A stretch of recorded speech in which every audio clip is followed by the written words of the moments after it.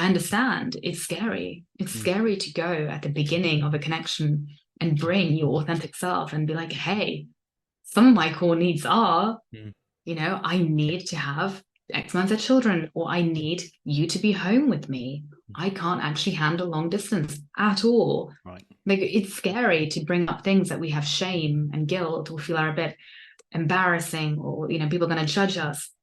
It's scary. And yet that's where we need to start. Right. Because it's in these critical moments that the true connections will be formed. Hi, and welcome to Helping People Perform, the podcast that gives you fascinating insights into those people whose chosen vocation is to help others perform at their best. From consultants to teachers, sports coaches to financial advisors, all of my guests share a passion for getting the most out of individuals, teams, and organisations. Enjoy the episode. Hi everybody, and welcome to another episode of Helping People Perform.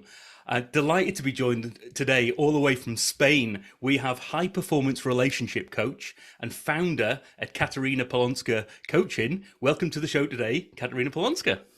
Thank you for having me. I'm excited to be here. I'm sure this is going to be a fascinating conversation and yet another angle on this topic of helping people perform at their best. And when I first found out about the angle that you're coming at, I thought, right, that's got to be one that's going to be of interest to my audience. So hopefully we'll have a great chat today. Awesome. So before we get started then in terms of what you do, let's find out a little bit more about you and what got you to where you are today. Yeah, good question. So my career's definitely been a bit of a weird one. I've lived in, I think it's now 6 or 7 different countries, been working across 3 or 4 different industries. And yet the common theme has been both relationships and coaching. Right. And so throughout my entire life, I've been fascinated by relationships. And that's kind of more on the personal side. So I might actually come to that second. From a professional point of view, I grew up in the world of self-help. So I'm a first generation immigrant, came to the UK when I was 4 or 5 years old. And being in that kind of immigrant DNA, my family, my parents, mainly my dad actually, really instilled into me this idea that if I put my mind to it, I can achieve it. Right. And priority number 1 is to have a good mindset, to do the inner work, and I will get there. Almost to the point that I began to rebel against it in my teens, right? I was like, I don't want to think positive. I don't want to think about law of attraction. Like, stop talking about Tony Robbins. I'm done with this. Yeah. But it did make me think about relationships. And actually, funnily enough, I was in my, not my childhood home, but my mother's house the other day. And I was going through my bookshelf as I was packing up to go to Spain. And I found this book that I remember reading when I was 11 years old. And it was like the guide to everlasting love. And I'm thinking, what was I doing being 11 years old reading that? But anyhow, so I grew up in that world. And I did my first coaching qualification when I was 17. Wow. It was my NLP certification. Yeah, that was kind of my dad, again, putting me through the coaching mill. And I really enjoyed it, met some of my best friends there and realized the power of personal development. And went on to uni, went into a very different field. I actually went into the champagne and fine wine industry and started a business, moved to Spain, actually where I am right now. Yeah. And then ended up selling that business, moving to the Middle East, doing more champagne and wine stuff. And then it was actually when I was living in the Middle East that I became passionate about, okay, I think I want to have more impact in my career. I think I want to do something a bit more meaningful than just selling champagne and wine, which, don't get me wrong, I still love that. But seeing all the inequality and the lack of justice, in the place that I was at, and human rights and all of that kind of more dark stuff, I decided to go back to uni and do a master's and kind of pivot. So I went to Oxford and got a scholarship there actually to study gender studies. And I didn't think that gender would be something I ever looked at. I actually kind of pussyfooted around the topic. I remember looking at like international relations and international development and politics. And in the end, my professor at my undergrad, Nottingham, he was like, what are you doing? Right. Like, just do the thing in front of you that you clearly care about, which is gender dynamics. And you care about helping men, helping women, helping all the different identities out there and helping create equality and equality of opportunity. That's what you care about because You're in a place where that isn't available. So anyhow, so I got over myself, applied, got a scholarship, went, and that changed everything. So I honestly think that my year at Oxford was one of the best years of my life. I went knee deep into studying everything to do with gender, looking at masculinity, femininity, breaking it all down and looking at the psychology and looking at the behavioral science and the phenomenology and what does it mean to embody different bodies and all of this stuff. And I went into philanthropy after that, so international development, thinking again, I'm gonna go and have impact in that space, which I did for a few years and ended up living in Canada. But long story short, I burnt out in that space. I burnt out just emotionally. It was really emotionally hard. I was working with refugees, and at the time it was like 2018. There was a lot of refugees. I'm coming from the Middle East, and it was just really, really hard work. I won't go into it, but I ended up deciding, okay, I can't do this for my mental health. And I also realized if I keep doing this, I probably will be single forever, because all of my emotional heart capacity is going into my work. So I went into the for-profit world, worked for a behavioral science company, and again, began to play with that gender dynamic stuff in the world of diversity, equity, and inclusion. So went on to become a bit of a consultant. I mean, really, the role was sales. I was selling to companies different behavioral science solutions to make their people happier and essentially more productive and more engaged. And I really loved that. I really loved working with understanding, like, what is the psychology of a human who is happy, who has well-being, who is thriving in the workplace? What is the psychology behind inclusion, diversity, all of these different things? And that slowly but surely led me to coaching. So I kind of did full circle. And in doing this behavioral change stuff, I realized, well, one-on-one is the best way to affect behavioral change. Like, I was doing more group training and asynchronous learning. And the data just kept coming out that it's that one-on-one touch point where you really get the long-term changes. So yeah, I ended up working for a really big coaching company out of London. I moved back to London, and I mean, many little things happened there that got me into the relationship space, but that's how I stayed in the coaching world. That was a really long answer. I'll quickly answer to the relationship stuff. Parallel to that, what had been happening in my, I guess in my personal life, and, you know, working with the gender stuff, was I spent my 20s obviously traveling around different countries, living across Spain, Dubai, Oxford, wherever. And then when I was in Canada, I remember I got to 29 and I was like, okay, about time I start, you know, settling down and figuring this whole relationship, marriage malarkey out. I should probably look at this part of my life more seriously. And yeah, I became quite serious. Like, okay, I want to find someone I want to settle down. And I did everything that I thought was right. Like, truly, everything ostensibly on paper looked right. Like, I had the very traditional trajectory of, like, I went on Bumble, I met my then fiance, we had a lovely courting period of getting to know each other, we had some lovely dates. Everything was honestly picture perfect. But the whole time, something felt off. And I was working in behavioral science at this point. So I'm working in the world of psychology, and I'm like, I can't figure out what's off. I can't figure out what's going on.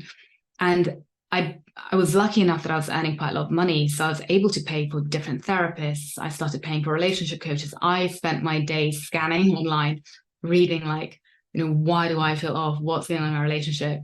Studying, like, all this horrible stuff, which, I mean, I'm glad I looked at it, but now I'm just like cringe, you know, like How to Keep Your Man, all this awful pop culture rubbish. And I was reading it all and buying all these online programs and going kind of down I call them the snake oil coaches, but down the snake oil coach route, and trying to understand. And I didn't realize at the time, but I was bending myself like a pretzel to fit into what I thought I should be to be in a good relationship, because a relationship was great outside. Like, it looked great on paper, right? My Instagram was perfect. I couldn't figure it out. And eventually we ended up going into marital counseling. So we got engaged, we ended up being in marriage counseling. And even in marriage counseling, I remember the marriage counselor, the subtext and the messaging was, Kat, you need to cool it. You need to stop working so hard. You need to calm down, soften, be a little bit more feminine, be a little bit more gentle, and then the relationship will come. And I remember thinking, like, this doesn't feel right. So I don't think I'm that masculine. Like, I really don't know what he's talking about. Like, surely it's not my career. You know, I finished my work at 6 p.m. I'm just like, I'm doing 70-hour weeks. Like, I couldn't figure it out. But it was this very toxic narrative of, if you want to be successful in a relationship, this is the box that you have to fit in to fit these standards and these criteria. And that just didn't feel right. And I was very lucky that in Vancouver, I discovered my own mentor and relationship coach, Lisa Page, who transformed my life, and a really fantastic feminist therapist who, that sounds kind of scary. It's not scary. She was just very balanced and very healthy. And she kind of, I remember, very factually spoke to me. And some of the things she said, I was like, oh, I don't like hearing this. I really don't like hearing this. And I'd go into denial. Does, yeah. Yeah, but transformed my life. And in the end, I ended up calling off the engagement. I realized it wasn't the right connection. I called it all off. And then I had this existential, like, well, how the hell did I end up in that for nearly 3 years? Like, I'm now older. My fertility's been ticking along. And I have to start over. Like, I don't want to start over. I remember thinking, like, I don't want to get back on the conveyor belt of being single. I thought I'd made it. Right. Like, what is this? I don't want to do it. And at this point, I was already thinking about moving into coaching full time, working for a coaching company.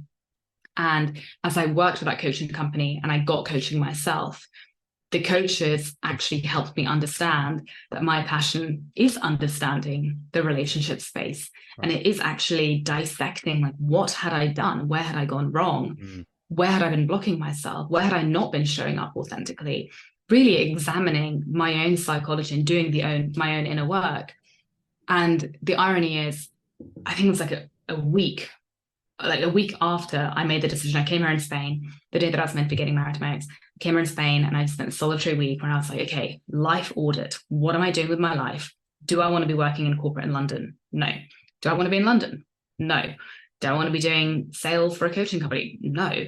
What do I actually want to do? And at that point, I decided, okay, well, I really care about the relationship space and I really care about looking at gender dynamics and actually really care about working with women at the time and helping them not gaslight themselves into thinking there's something wrong with them.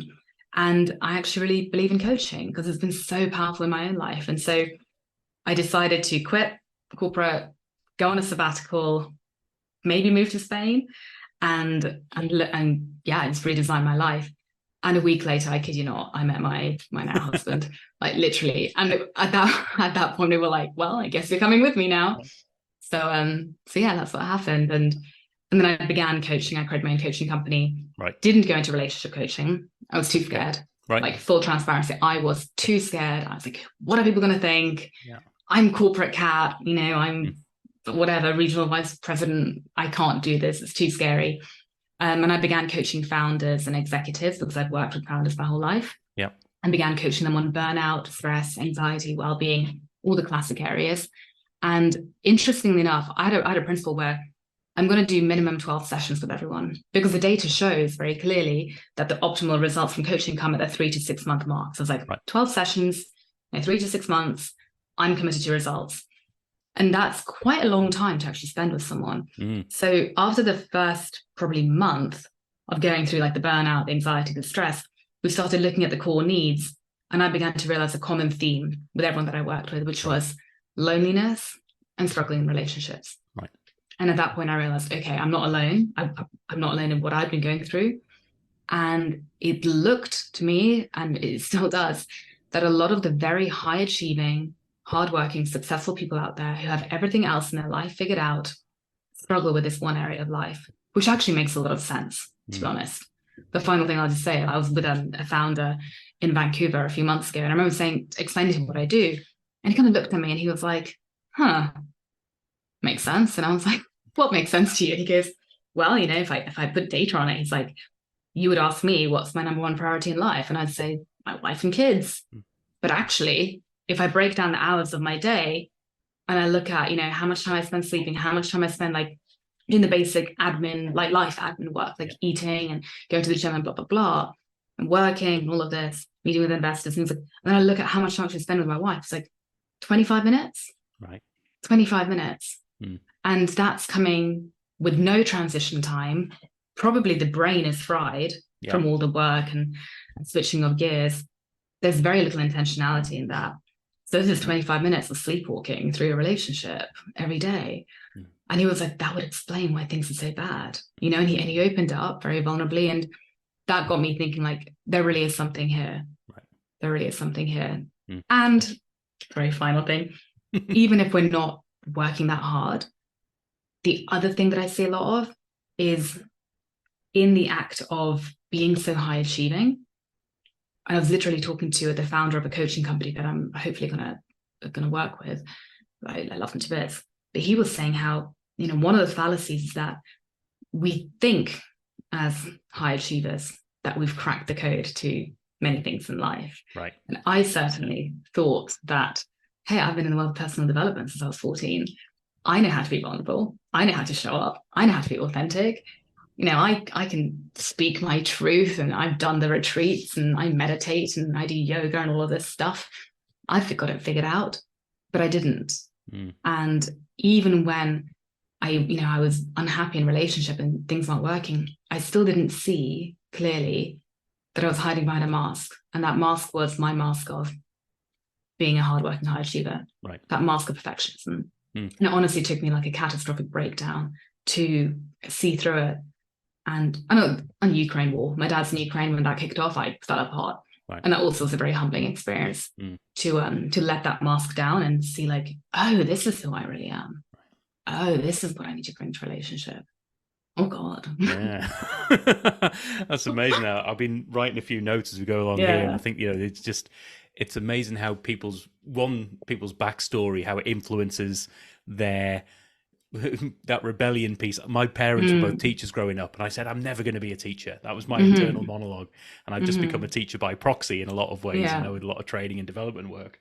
But I went away from that and found myself coming back, and so many people I've talked to have been through that kind of a journey. But it's the story that you're telling about not intentionally going after the relationship thing, but realizing the connections and seeing those trends. And then being able to step back and say, do you know what, I'm going to do something about this. I'm going to target my help, my expertise to help others be at their best in that space. And I think I know I'm certainly guilty of it, and I'm sure most of the audience, if they sit back and be brutally honest with themselves, that whole story of what's the most important to me, but what am I demonstrating? What do my actions and my time and my effort demonstrate in terms of what's that important element? And I think it's a really good reflection point to come back with people. So you've talked to it and touched on it already, but in terms of who you help and how you help them, do you have a specific client set? You talk about founders and people there. Is that typically who you would work with and help them through? Yeah, great question. So it has been founders. I will say it's anyone who identifies as a bit of a high achiever, and the kind of the irony of that is that most high achievers are like, I don't think I'm high achieving enough, right? I get that all the time, like, I don't think I'm the right person to work with you because I'm not a high achiever. And I'm like, you're a vice president of a corporate company, like, you're a high achiever, you're fine. But by that I just mean anyone who has that desire to do better in life, to put the work in, put the elbow grease in and get it done. Because I love working with people like that, because that was and is me. And I really appreciate the tenacity and the drive and the desire. Like, I really get it. I understand it. And it also comes with certain pitfalls, right? And so it's something I understand so clearly. Like, honestly, if I look at the people that I work with, I'm like, I see myself in all of them, which is helpful, because it's like, oh, okay, there's a common theme here. There's a common pattern. And so I have a 90-day program with really a 12-week system. I really want to formalize that. The more clients that I can help through the system, the more consistent results I can evidence, more data points. So I'm like, there actually is a bit of a formula here. And this is me being, the irony of being a high achiever here. I want to help everyone. But there is something about, it shouldn't have to take everyone. How long did it take me? I want to say it took me like 15 years, so I add it all up. But I was very fortunate that I'm an immigrant, but I'm a white woman with a very privileged upbringing, with a family who are in this space, whose father paid for coaching and therapy. And then I had the cash flow to be able to do that, and I had access, and I lived in Vancouver, where I had such freedom to access these different ways of thinking. I'm very privileged, and I still found it hard. Right. So that was when I came to London, and I was like, oh, it's a very different way of thinking here. Like, I was in Vancouver for 5 years. It really shifted my mindset.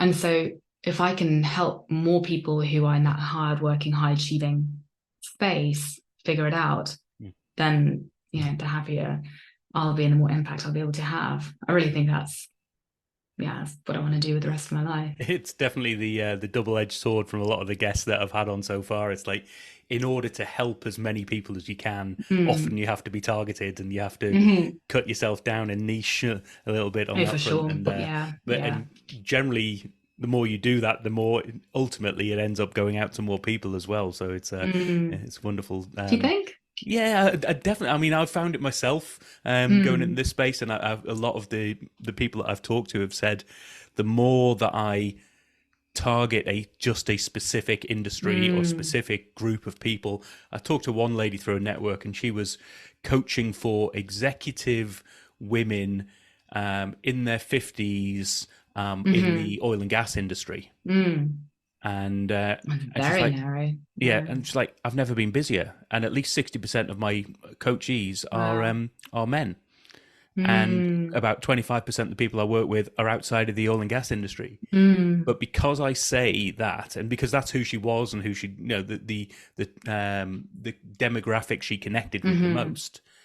But so many people, once they saw the passion and saw her, and just said, actually, Mm. do you mind this time just working with me instead? I know you tend to Hmm. work with women, Hmm. but could you work with some men here, or someone Hmm. outside of your industry? Because I can see, even though you're targeted there, your expertise goes beyond that, Hmm. and Hmm. it's definitely a journey that people go on. Yeah. And Yeah. yeah, it's definitely a balance on that front. But Yeah. Yeah. um, Yeah. interested in seeing, do you particularly work with people looking for the relationship, or people who are in a relationship and want to improve on it? Is there a Mm. split for you? Yeah, and it's a really good question, kind of following to your last point.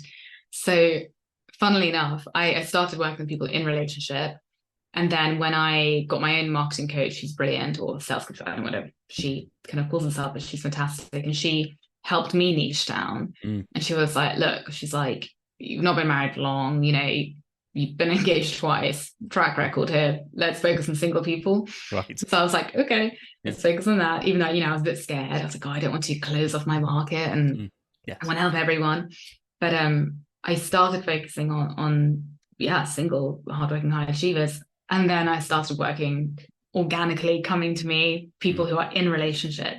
Right. So it's exactly like you said. yeah. And I think it's a split, to be honest, of 50-50. No, actually, that's not true. I have one more single person I work with that has signed up last week.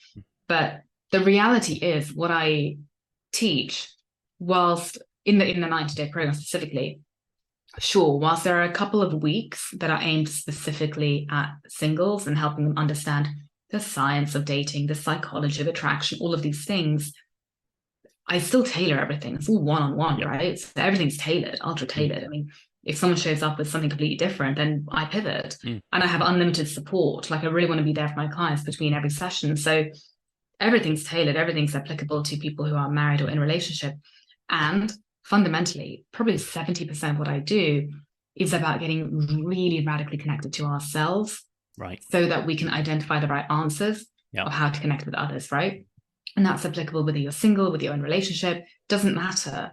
It all starts with us. And that's so cliche Yeah. and boring to hear, but it really does. It really does. And there is science to that. Yeah. And even in the science of dating, I have a qualm with kind of pickup artists and all of that dating world. Mm, So much of that is coming from a very superficial, two-dimensional, surface level way of connecting, mm, where sure, anyone can bend themselves out of shape and people please and put on an act and connect. That doesn't mean it's going to last. And when crisis hits, mm, it's certainly not going to last. right. And so my whole thing is, how can we get you to your core of core, into your deep heart of who you really are, and start the connection from there? Mm, You're saving yourself a lot of grief, a lot of expenses, a lot of wasted time and resources and money in either dating the wrong people or even, God forbid, marrying the wrong person. right. Right? Mm, Like start with that self-connection, yeah. not as sexy as, a pickup artist, No, quick no. win, but it's the thing that works. Yeah. So Well, yeah. I think that's the difference, isn't it? There's a difference between a quick results snake oil type approach and Mm-hmm, someone mm-hmm. who truly wants to help people be at their best, Exactly. who is willing to take them through, tell them the things they don't necessarily want to hear, but help them through that journey, Yeah. and to the things that are actually going to make a difference. And I was going to ask you, but I think you've already hit the nail on the head here. But the question I was going to ask you is, what would be the top tip? What would be the one thing to help people? If they are in search of that relationship or in search of improving their relationship. I'll paraphrase it. I'll say work on yourself might be the first piece. Yeah. But is that what you would recommend to people there? Yeah, spot on. Work on yourself. And even in saying that, I'm kind of like, well, what a really vague thing to say. That's like saying, I don't know, eat better. What does that even mean? Right? Because I've been in therapy since I was 16. I still messed up. Like we can work on ourselves till the cows come home if we're not knowing what to focus on. So I think if someone is serious about finding a partner, I would ask them, well, first of all, is it actually a priority? Right. Because I think there's a lot of, yes, there's an element of letting go and trusting the process and not forcing a connection, but it still has to be a priority. Because frankly, if you are working 80-hour weeks and burying yourself in your social life and whatever it is, and there's no room for a partner, then it's not a priority and it's not going to happen. The odds, it might happen, but it won't last. So yes, it's something around working on yourself. Make it a priority. Do work on yourself. If you can, get some help. I had like a whole entourage behind me. Again, I was very fortunate how much help I had, in the form of therapists and coaches and whatnot. But if I was to give like one clear bit of directive advice on what they can do, start getting familiar with this idea that everyone has core needs. Within us, we all have core needs deep within our subconscious that drive pretty much every bit of behavior that we enact. And in relationship, your job is going to be to meet your partner's needs, for them to meet yours, and to meet your own needs and for them to meet their own. Right. It's a dance. And so in order to get there, you first have to identify what are your needs, get really rigorously honest, and start meeting them yourself. And only when you start meeting them yourself will the rest follow, because suddenly your life will begin to look different. Your work will look different. Your social life will look different. The way you go about your day will look different.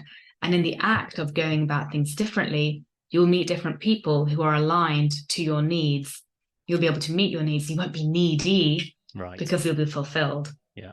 And so the connections you meet will be much more organic and healthy. You will be much more organic and healthy because you'll be meeting your own needs. And from that place, it's much easier to build any type of connection. Right.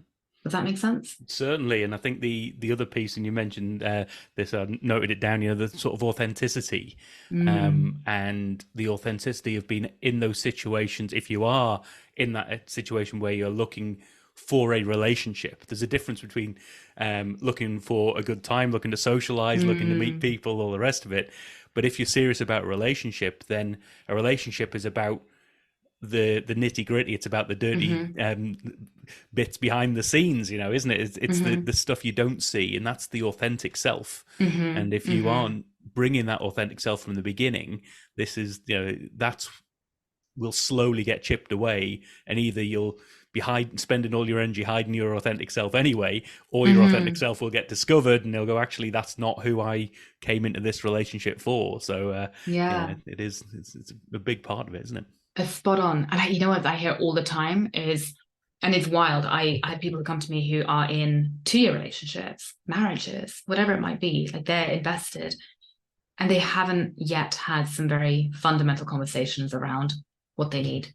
Right? Whether it's financial, whether it's having kids or not, whether it's how much time away they spend from each other. Because again, I see that a lot with ambitious couples, is that there's a lot of travel and long distance. Yeah.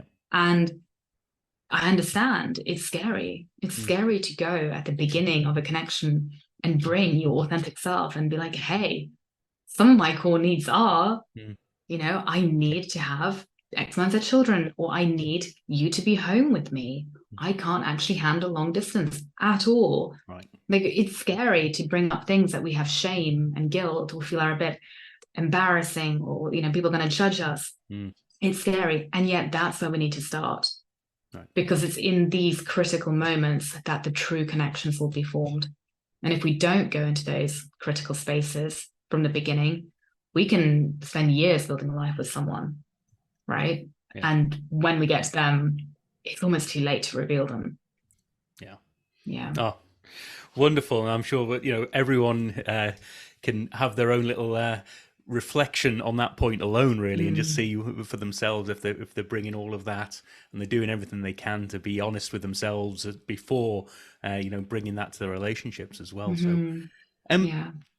let's you've touched upon this a little bit, but I always ask my guests in terms of how they help themselves perform. How do you be at your best and make sure that you're bringing your best to your clients? Yeah, really good question, especially now as I'm, settling into my new apartment. We've got 2 foster cats. One's got diarrhea and it's chaos here, absolute chaos. How do I look after myself? It really is about, my kind of biggest hack is taking a bit of time alone. Take a bit of time alone, even if you have kids, even if you're in the early stages of a relationship, take that little bit of time alone, whether it's 5, 10, 15 minutes. And I go inwards and I just check in with myself. Right. And by checking in, I'm IFS trained. Like, I'm not an IFS therapist, I'm not a therapist, but I do a bit of work with kind of the different parts of me. So I like to check in with, okay, well, how is my intellectual self feeling? How my emotional selves feeling? There might be different emotions going on. How does my body feel? And then I ask, what is it that I need? What is it that I need right now? And I'm constantly checking in with my needs. And it might be as simple as, right now, I just need a blanket around me because I'm feeling a little bit rough. And I know I've got work to get through, but just having the soft touch of a blanket around my shoulders will calm my nervous system and allow me to flow into my work that bit more gracefully. Right. There's really simple little things, right? It might be that I'm thirsty. It might be that I just want to go outside for a little bit. Yeah. But these little kind of micro actions can really become game changers for our, again, connection to ourselves, because we're acting upon them, and also just for our own well-being. Yeah. And I'm sure that, that's something that starting from scratch might not be an easy thing. And I think what I always encourage all of my listeners to, seek that help, go out. There's so many people out there who can help. But even if you don't, there are mechanisms, just practice and do it, and it's the repetition and the consistency that's half the battle in a lot of these things, isn't it? It's for sure. Wonderful. So if you, with your skill set and your experience, were able to go out and you were able to help one individual or one group of people or a team or even an organization, who would you want that to be? All the hardworking high achievers in the world. That's a lot of people. But honestly, I think it would be, I would like to help as many people as I can in this space. Yeah. And I don't know yet how to do that, right? I don't know. Like, obviously my one-on-one capacity will become limited in the future as I fill up, but that is what I'd love to do. I'd love to one day write a book and to formalize a system and, train other folks to actually go and teach this 90-day system, whatever it might be. But I know it can be really hard and lonely life out there for people who are ostensibly having it all. Right? Yeah. It's a tough one. I've seen it so many times, with people who, as you say, seem to have it all, and then the one thing that they struggle with is the relationship side. And it's a fantastic work that you're focusing in on that effort as well. And what wasted energy? Sorry. Yeah, no. I know that's what wasted energy. Just the final thing I'll say is, like, so many people that I work with are like founders of charities, right? Like leaders and really important bits of work. And when I hear that their time and mental energy is consumed with feeling lonely and feeling sad and feeling depressed and feeling anxious, I'm like, it's heartbreaking. Think of the self-actualization that you could achieve and the impact on the planet you can have when that core part of your life is sorted. And I mean, relationship will always be work, but you want to have that stability and security and that connection as a foundation to build and create impact, right? So that's kind of why I'm, And if I was to flip that on its head and say, if you could sit down and have a drink, have a meal, have a chat and a coffee with anybody, or it can be anybody, dead, alive, imaginary, whatever it might be, that you think just by spending that time with them, you could help your performance and just up your game to the next level, who would that be? Yeah, absolutely. So it would be either my own mentor, which I think I mentioned to you earlier, Lisa Page, only because I love her to bits and I don't have enough time with her and I would love to have more time with her. But actually, it would probably be one of my original teachers, John Wineland. He's very big in the US. I think he's kind of somewhat known in the UK. Right. And yeah, I mean, I don't even know what it would be like to work with him one-on-one. I would absolutely love to do that. But so much of his teachings at the beginning, I didn't quite get. And then they began to land with me. And I'm still curious, like, what is his perspective on, the ambitious, high-achieving demographic? Because that's something I don't hear the big relationship teachers talking about much. Yeah. And I'm always going to be curious, like, what is your perspective? Yeah. Am I the only one who has an opinion on this? Like, are we that misunderstood? I don't know. But yeah, I would love to talk to him. Oh, brilliant. And finally then, how can people find out more? And specifically, we're recording this in November. We were talking before the show about something you're doing specifically in December. Can you tell us a bit more about that, and then tell people how can they get in touch? How can they find out more about what you're doing? Yeah, great question. So recognizing that the holidays can be a pretty tough time, right? A tough time for people who have to go back to family and get interrogated, like, why are you still single? All of that rubbish. People who don't have a family that they want to go home to. I've spent one Christmas alone, in Vancouver during COVID, and it was horrific, absolutely horrific. I was not in a good place.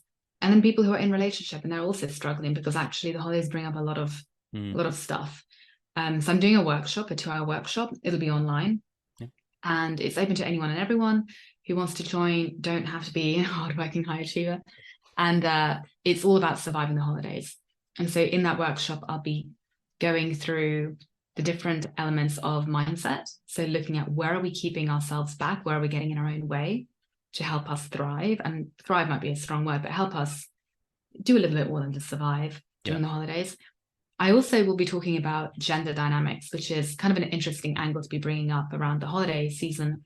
But really what I'll be talking about there is how can we harness the masculine, feminine energies within all of us to actually feel more grounded, feel more balanced, overcome any burnout, recharge. And it sounds a bit woo-woo, I know. It's not. I'll explain it all really clearly in the workshop. And it's a bit of a game changer when we think about how we can help ourselves get through. This is going to be a creative exercise time. I would love to have your listeners there. Yeah, we'll definitely be pointing people in the right direction for that. Because, as you say, the holidays, it's one of those, on reflection, it's one of those where you're forced to spend that time. And even if you say you want to spend that time, it's not necessarily what you've planned. Typically, if you're a high achiever, you're high working, then there's a lot of pressure up to that point of got to get everything finished before we go on holiday, and then it's like that burnout, that fizzle. Absolutely. So wonderful. That definitely be pointing people in the right direction there. So where can people find out more? Where do we point them to? Yeah, so if people want to find out more about the workshop, best thing to do is honestly just email me and I'll send you the link to sign up. Yep. And my email address is Katarina, that's Katarina at katarinapolonska.com. So first name, last name.com. And you can also book a call with me directly on my website, which is just www.katarinapolonska.com. You can also find me on LinkedIn. Yep. For the people who live on LinkedIn like I do. And my name on there is a little bit different. My name is Katarina Polonski with a Y. Okay. Good old Eastern European naming conventions there. But either email, LinkedIn, website, whatever works. Brilliant. Well, we'll make sure all of those links are in the show notes. Awesome. And highly recommend anybody to go out and check that out and check in with yourself as much as anything, and seek out the help, seek out the guidance that Katarina can bring to that. And thank you so much for bringing your wisdom to today's show. And I'm really looking forward to finding out more and seeing how many people you can actually help with this, because it's an amazing topic that you're helping people perform at their best. So thanks so much for being on the show today, Katarina Polonska. Thank you so much for having me. Cheers. Thanks for listening to today's episode. If you liked what you heard, then please give the podcast a rate, review, and share. I'm Paul Teasdale, and from sausage making to banking, oil and gas to Formula One, I help people perform. If you'd like to find out more and have a conversation, contact me via helpingpeopleperform.com.